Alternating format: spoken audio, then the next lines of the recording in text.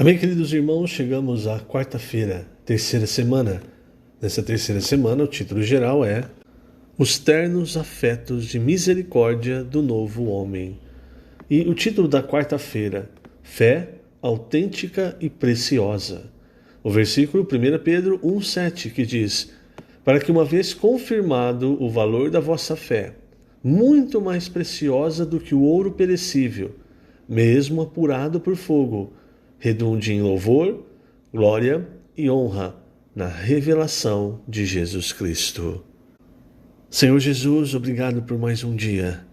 Nesse dia, Senhor, estamos aos teus pés, diante de ti, humilhando-nos, Senhor, perante a tua poderosa mão. Agradecendo-te, Senhor, por tua misericórdia que tem sido conosco todos os dias de nossa vida. E também, Senhor, te agradecendo por tua graça. A tua graça nos basta. Ela tem superabundado em nossa vida, nos conduzindo em todas as coisas, fluindo para nós como um rio que traz para nós tudo o que tu és, o que tu tens, que lava todo o nosso interior, nos transformando, nos santificando, tirando toda a mácula, toda a ruga e qualquer coisa que venha atrapalhar o teu trabalhar em nós, que venha atrapalhar o teu plano na nossa vida. Nós queremos, Senhor, o que o Senhor quer para a nossa vida. Nós queremos ser conduzidos para onde o Senhor quer nos levar. Nós confiamos totalmente em Ti. Por isso, Senhor, mesmo em situações onde o fogo queima as nossas impurezas, onde as provações nos afligem, nós confiamos em Ti, nós confiamos na Tua graça, pois sabemos quem Tu és, sabemos para onde o Senhor quer nos levar. Obrigado, Senhor. Jesus é o nosso Senhor. Muito bem, queridos irmãos, ontem, na verdade desde o começo dessa semana, estamos falando sobre ter um viver no novo homem, o novo homem que se refaz. Na parte da verdade, na parte objetiva, irmãos, toda a obra na cruz fez com que o nosso velho homem, morresse. Mas na parte da experiência, do dia a dia, na parte subjetiva, irmãos, nós ainda temos muitos problemas com a nossa carne, com o nosso velho homem. Isso porque nós ainda somos teimosos em nos voltar ao Espírito. Nós nos acostumamos a viver pelo nosso velho homem. Se você perceber bem, irmãos, desde que a vida da alma, o ego, o velho homem foi gerado a partir da entrada do pecado no homem, ele defende, entre aspas, o homem de tudo, incluindo Deus. Se você vê a cena no Jardim do Éden, você vê ali Adão escondido, vestido com folhas de figueiras para tentar enganar o seu pecado, não é? Enganar a si mesmo, na verdade. E é esse o termo, essa palavra. O homem tem vivido um engano, uma vida de vaidade, vestido com folhas de figueira, tentando mentir para si mesmo, enganar todos ao seu redor, principalmente Deus, com as suas folhas de figueira, sem perceber que isso seca e a sua nudez vai ser exposta. Então é nessa vaidade que o homem vive, mas vive enganado, principalmente pelo seu velho homem. Uma figura do velho homem, irmãos, está em Romanos 7. Romanos 7, o apóstolo Paulo compara a nossa relação com Cristo com um casamento. Então ele diz assim: ora, a mulher casada está ligada pela lei ao marido, enquanto ele vive. Mas se o mesmo morrer, desobrigada ficará da lei conjugal, de sorte que será considerada adúltera, se vivendo ainda o marido, unir-se com outro homem. Porém, se morrer o marido, estará livre da lei e não será adúltera se contrair novas núpcias. Você precisa entender, irmãos, o sentido espiritual, porque Paulo está fazendo uma comparação. E aí o versículo 4 começa a nos mostrar essa comparação. Por incrível que pareça, irmãos, quando Paulo fala do outro homem, ele está se referindo a Cristo. E esse marido que Paulo está mostrando aqui, que está casado conosco, casado com cada um de nós, ele é o velho homem, que está sempre pronto a agradar a carne, as concupiscências da carne, não é? E que está sempre se colocando entre nós e Cristo. Se você observar na sua experiência, quantas vezes o seu ego, seu eu, sua vida da alma atrapalharam a sua busca ao Senhor, atrapalharam o seu momento de oração, de leitura bíblica, enfim, você pode notar, até mesmo com relação à igreja, quanto da sua vida da alma já atrapalhou. Então no versículo 4, Paulo diz assim: assim, meus irmãos, também vós morrestes relativamente à lei, por meio do corpo de Cristo, falando do corpo de Cristo na cruz, para pertencerdes a outro. Veja, eu não disse aqui que o outro era Cristo. A saber, aquele que ressuscitou dentre os mortos, a fim de que frutifiquemos para Deus. Por quê, irmãos? Porque enquanto o velho homem não morre, ele se contrapõe a Cristo e ele não deixa que nós sejamos encabeçados por Cristo. E se você não é encabeçado por Cristo, você não frutifica para Deus. Versículo 5: porque quando vivíamos segundo a carne, as paixões pecaminosas postas em realce pela lei operavam em nossos membros a fim de frutificarem para a morte. Agora, porém, libertados da lei, estamos mortos para aquilo a que estávamos sujeitos, de modo que servimos em novidade de espírito e não na caducidade, né, caducidade no sentido de velha, na caducidade da letra. Então você percebe, para que nós vivamos em novidade de vida, o velho homem, irmãos, ele precisa morrer. Aí você entende Colossenses 3 também, quando Paulo está falando sobre buscar as coisas lá do alto e de repente ele fala assim: olha, agora, para vocês buscarem as coisas lá do alto, vocês precisam fazer morrer a natureza terrena. Porque essas coisas despertam a ira de Deus. E antes, irmãos, não tinha jeito, era como um casamento. Mas agora há jeito. Por quê? Porque aquele que era o marido, o primeiro marido, não é? Que era o velho homem, ele morreu. Onde? Na cruz. E hoje, irmãos, nós podemos então desfrutar desse noivado, dessa relação maravilhosa com Cristo, tendo Ele como nosso cabeça. Então hoje, irmãos, na nossa experiência subjetiva, nós também precisamos perceber, enquanto a nossa vida da alma viver, nós não conseguimos desfrutar e nem servir adequadamente ao Senhor, nós não conseguimos viver e servir em novidade de espírito. Nós precisamos fazer morrer, como Paulo diz em Colossenses 3, nos despir do velho homem para nos revestir do novo homem. Então eu vou repetir, entenda o que é a verdade objetiva e o que é a experiência do ponto subjetivo. Do ponto objetivo da verdade, nós já somos santos, somos separados. Mas no ponto subjetivo da experiência, irmãos, todos nós estamos sendo santificados. Perceba isso. E essa santificação, irmãos, ela faz cada vez mais o nosso velho homem permanecer onde ele deve estar, morto na cruz. E aí entra a cruz. A cruz, ela faz exatamente isso, irmãos. Por isso o Senhor falou para Pedro: se vocês querem me seguir, vocês vão precisar aprender duas coisas importantíssimas: negar a si mesmo e tomar a cruz. A cruz relacionada à vontade de Deus e o negar a si mesmo relacionado à nossa vontade. E por que, irmãos, eu comecei dando essa longa introdução, tocando nesses outros pontos da segunda, da terça? Porque eu quero chegar aqui no começo da quarta-feira e tocar no ponto principal da quarta-feira. Deus, hoje, irmãos, nós somos chamados, eleitos, e o Senhor está nos conduzindo à glória. Você precisa entender exatamente, irmãos, o sentido de ser um cristão. Nós não estamos aqui para receber as coisas simplesmente de Deus, para ter uma vida humana melhor, para fazer serviço social para Deus. Essas coisas, irmãos, comparadas ao lugar onde Deus quer nos levar, essas coisas são coisas ínfimas, muito pequenas. Quando aquela mulher Maria, em João 12, derramou o seu vaso de alabastro, o unguento, quebrou o seu vaso de alabastro e estava derramando sobre a cabeça do Senhor, ela tinha uma visão clara do porquê ela estava fazendo aquilo, uma visão celestial. como nós estamos vendo agora, entrando nos escritos de João, é uma visão, irmãos, de águia. Mas os discípulos, capitaneados, liderados por Judas ali, porque em Mateus 26 fala que foram os discípulos que falaram, mas em João 12 fala que Judas falou.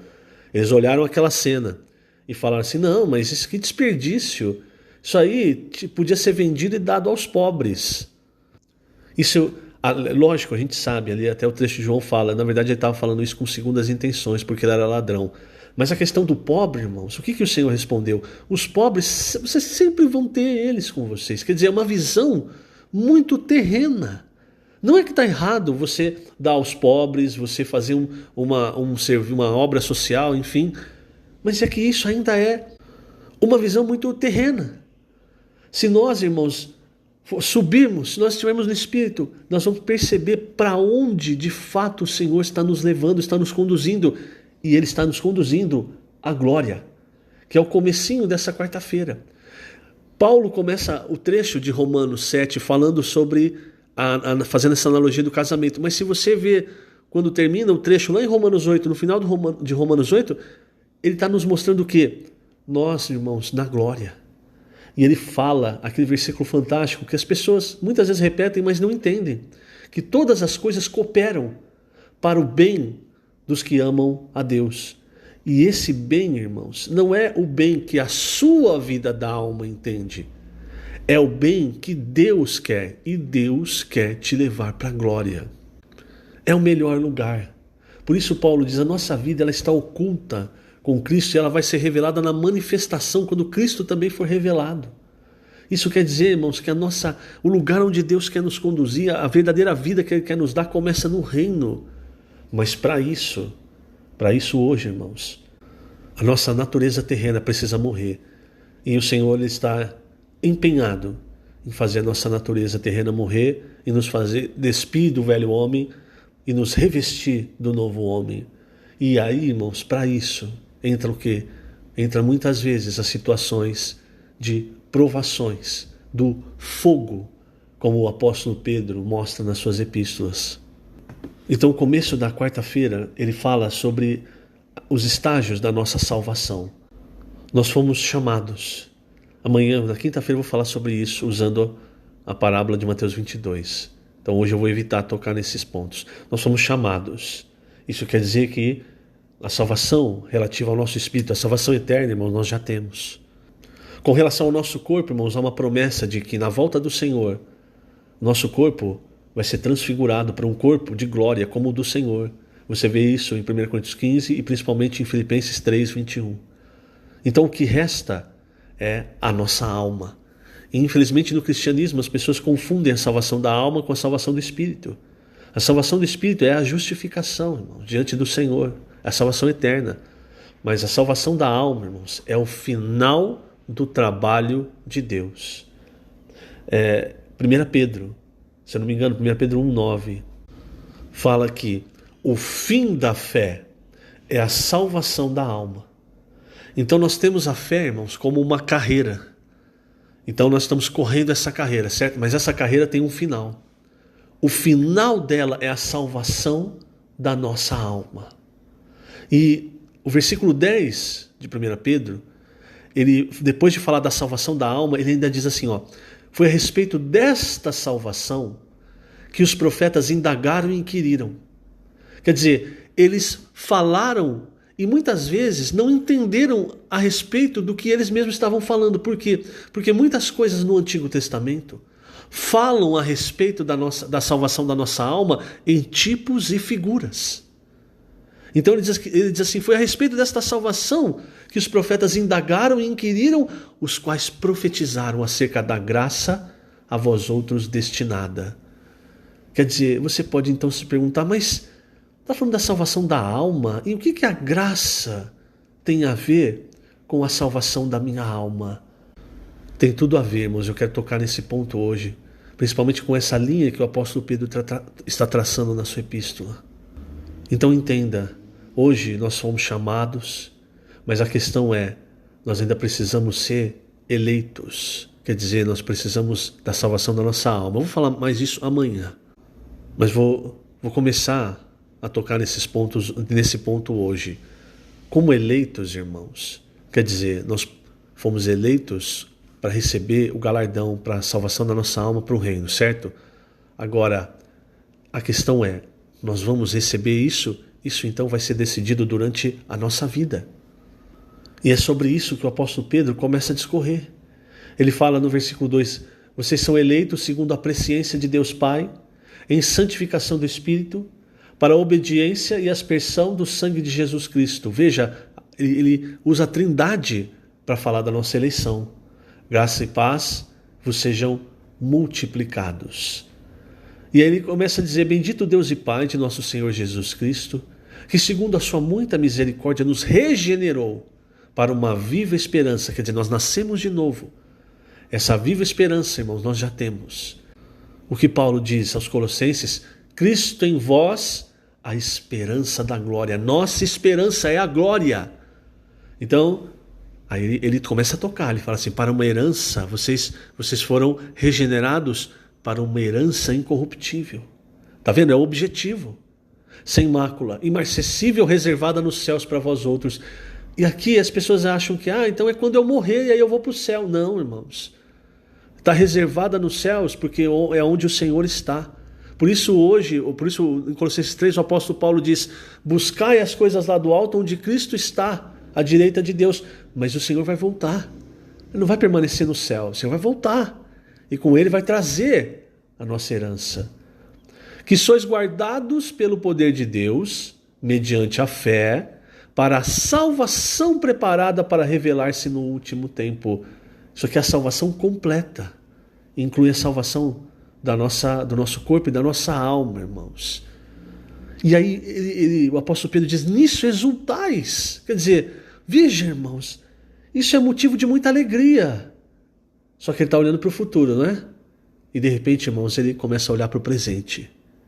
Ele diz assim, nisso exultais, embora no presente, por breve tempo, se necessário, sejais contristados por várias provações. E aí essas provações, irmãos, ele compara ao fogo que vem para confirmar o valor e a preciosidade da nossa fé. Você lembra? Ontem eu falei sobre Davi, não é? Davi, ele queria edificar uma casa a Deus, mas ele não se conhecia. Muitas vezes, irmãos, nós queremos fazer as coisas para Deus, mas nós não nos conhecemos. É quando o fogo vem que ele começa então a mostrar aquilo que nós somos e o que nós temos. Aquilo que é madeira, feno, palha, e que muitas vezes nós estamos usando para a edificação da igreja. E Deus não está se agradando. É o fogo, irmãos, que mostra isso. Esse fogo é comparado também à obra da cruz, que a cruz faz na nossa vida. A cruz, ela atua na nossa vida, irmãos, de diversas maneiras para enterrar de vez aquilo que é do velho homem, aquilo que é natural, aquilo que é madeira, feno e palha. Mas o fogo também, irmãos, ele mostra aquilo que o Senhor aprovou. Porque aquilo que é ouro, prata, pedras preciosas, ou seja, o que se relaciona ao trabalhar do Deus triuno, permanece e se torna cada vez mais precioso. Então o fogo, ele vai acabando, irmãos, com tudo aquilo que não vem de Deus, tudo aquilo que foi plantado em nós, semeado por Satanás, tudo aquilo que é nosso natural, tudo aquilo que Deus não aprova, tudo aquilo que vai nos levar à ruína. Veja, irmãos, eu vou fazer uma pausa aqui para vocês entenderem a seriedade disso, não é? Veja só, esses dias eu estava lendo essa passagem e me lembrei. Isso tem a ver com a primogenitura, não é? E é por isso que o Senhor tem muitas vezes, irmãos, nós temos passado por provações, o Senhor tem enviado fogo para queimar, irmãos, para não acontecer conosco o que aconteceu com Rúben, por exemplo, não é? Rúben, irmãos, é o primeiro filho de Jacó. Você sabe, o Senhor Jesus, ele é um filho de Israel legítimo e ele veio da tribo de Judá, certo? Mas originalmente ele deveria ter vindo da tribo de Rúben. Mas irmão, como é que você fala uma coisa dessa? Eu vou explicar. Nós temos a tribo, talvez a tribo mais famosa dos filhos de Israel, a tribo de Levi, a tribo dos sacerdotes, certo? Mas deveria ter sido a tribo de Rúben. E os filhos José, né? José é um filho de Israel, mas José não tem uma tribo. Você não vê a tribo de José. Então você tem a tribo dos dois filhos de José, que são Manassés e Efraim. Mas era para ser os dois filhos de Rúben. Por quê, irmãos? Porque a realeza, o sacerdócio e a porção dobrada, elas vão todas para o primogênito. Isaac herdou o sacerdócio, a porção dobrada e a realeza de Abraão. Por isso, irmãos, ele recebe tudo o que ele recebeu. Jacó herdou de Isaac a porção dobrada, a realeza, o sacerdócio. Era para acontecer isso com Rúben, mas o pecado de Rúben, irmãos, eu não vou entrar em detalhe, não é? Fez com que ele perdesse a realeza para Judá, e daí da tribo de Judá então veio o rei, o Senhor Jesus. Fez com que ele perdesse o sacerdócio para a tribo de Levi, por isso a tribo de Levi, irmãos, ficou responsável, uma das, se não a mais importante das tribos de Israel. E por fim ele perde a porção dobrada para José. E aí José, os dois filhos de José, irmãos, se tornam então duas tribos de Israel. Então ele de primogênito, de eleito para receber tudo, ele perdeu tudo, irmãos. Por quê? Porque ele não controlou a si mesmo. Ele não negou a si mesmo, seus desejos. Mas enfim, eu falei só um parênteses. Por que eu toquei nesse ponto? Porque o coração de Deus, irmãos, é de nos dar o seu reino. É de nos dar tudo relacionado à primogenitura, o sacerdócio, a realeza, porção dobrada. Mas a questão é, irmãos, nós vamos receber isso? Ou como Rúben fez, nós vamos simplesmente abrir mão disso e viver pelo nosso velho homem? É por isso, irmãos, que o Senhor envia muitas vezes as provações, o fogo, para nós entendermos de fato que a nossa vida não é uma vida terrena, não é para nós ficarmos presos às coisas desse mundo. Em Gálatas, Paulo fala que o Senhor morreu para nos desarraigar deste mundo perverso. Mas o velho homem está arraigado, preso, ele ama as coisas desse mundo. Por isso, irmãos, muitas vezes vem o fogo para nos desarraigar. Eu vou ler aqui na página 45. Aliás, eu vou começar na página 44, que é o finalzinho do 44. Veja só. O fogo é para provar-nos e aprovar-nos. Uma edificação de madeira, feno e palha, o fogo destrói. Todavia, uma edificação de ouro, prata e pedras preciosas, o fogo não destrói. Portanto, vamos atentar para os materiais com que edificamos a igreja. Se achamos que vivemos uma vida cristã maravilhosa, mas edificamos com madeira, feno e palha, enganamo-nos a nós mesmos, pois naquele dia a nossa obra será destruída pelo fogo e seremos reprovados. De nada adiantará dizer: Senhor, mas em teu nome fiz tantas obras, liderei e administrei minha igreja, aconselhei casais jovens, cuidei de crianças. O Senhor dirá que nunca nos conheceu, Mateus 7,23, pois nossa obra foi reprovada. Então veja, irmãos, por que é tão importante nós passarmos pelo fogo? Porque esse fogo vai exatamente queimar o que é nosso, o que é natural. E isso não está muitas vezes relacionada com questão de pecado. Às vezes a gente fala: não, mas eu não estou cometendo pecado. Mas ainda vive no velho homem. Então o fogo vem para queimar tudo isso, irmãos. No capítulo 4 de sua epístola, no versículo 12, Pedro diz: amados, não estranheis o fogo ardente que surge no meio de vós, destinado a provar-vos, como se alguma coisa extraordinária vos estivesse acontecendo. Pelo contrário, alegrai-vos na medida em que sois co-participantes dos sofrimentos de Cristo, para que também na revelação de sua glória vos alegreis exultando. Então, irmãos, o fogo vai nos provar, e o fogo vai separar aquilo que é de fato produzido por Deus, daquilo, irmãos, que é madeira, feno e palha. E veja, eu falei sobre a graça, não é? Então agora o meu tempo já está se esgotando. Se você voltar no capítulo 1, versículo 6, quando ele começa a falar sobre a aprovação, ele diz assim: nisso exultais, embora no presente, por breve tempo, se necessário, sejais contestados por várias provações. Essa palavra, várias provações, a palavra grega é poikilos. Me perdoe se eu errei a pronúncia. Ela tem o sentido, irmãos, de várias tonalidades. Então, talvez, porque por isso Pedro fala várias provações, talvez hoje a tonalidade do fogo seja uma tonalidade mais clara. Não é uma provação tão forte. Talvez amanhã a tonalidade seja uma tonalidade muito forte. Então ela dá a entender, quando fala várias, essa palavra de tonalidades, sabe? Cores diferentes. E quando você vai lá para o capítulo 4, Pedro usa essa palavra de novo. No versículo 10, ele diz assim: servi uns aos outros, cada um conforme o dom que recebeu, como bons despenseiros da multiforme graça de Deus. A palavra multiforme é poikilos, que, como eu disse, quer dizer tonalidades. Se você unir, irmãos, esses dois trechos, você vai perceber algo maravilhoso. Para qualquer tipo de tonalidade, de provação que você esteja recebendo, que você esteja passando, seja uma tonalidade clara, uma tonalidade muito forte, Deus também tem uma, entre aspas, tonalidade da sua graça para você. Ele tem desde a tonalidade ali mais clara até a mais forte, para que você passe pela aprovação com a graça de Deus. É por isso que ele disse para o apóstolo Paulo: a minha graça te basta, porque a graça de Deus, vamos usar a palavra em português aqui, ela é multiforme e ela tem então várias tonalidades para todas as tonalidades que você precisar.